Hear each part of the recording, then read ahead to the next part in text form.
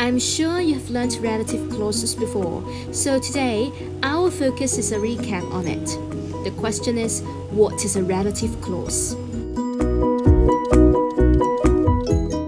So why do we use relative clauses? It is used to give extra information about the noun that we want to describe on. Now, let's have a look at the example. You can see that there are two people, Tom and Jane. They're talking to each other. Tom says, "A girl is talking to John. Do you know the girl?" So don't you think that asking two questions in one go a little bit complicated and silly? So why can't we ask everything in one single question? So here comes a better version. Do you know the girl who is talking to John? In this question, we are using the word who to connect two sentences together, and we call it a relative pronoun. As for the clause starting with the relative pronoun who, we call it a relative clause. Alright, so actually, how does a relative clause work? It's actually a combination of two clauses, clause 1 and clause 2. You can see one in purple and one in red, right? So we try to combine the two clauses together into one sentence. So you can see that, alright, it's like this.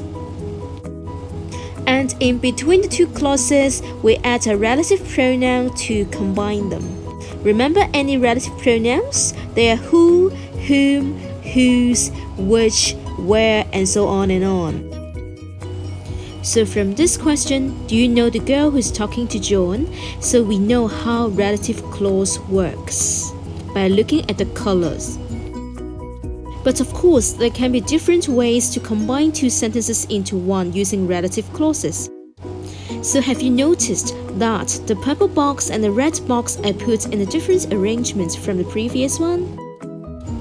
Here's another sentence. Sally, who's talking to John now, is my sister.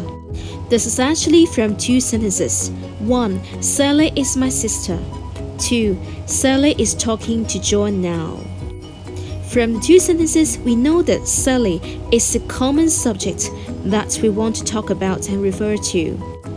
And therefore, the second sentence, Sally is talking to John now, is put immediately after the first sentence after the subject Sally. And while this sentence gives extra information about the subject Sally, we put it as a relative clause.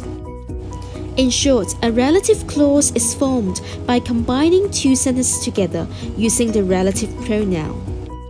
Got it? If you've got any questions, talk to me in class. See ya!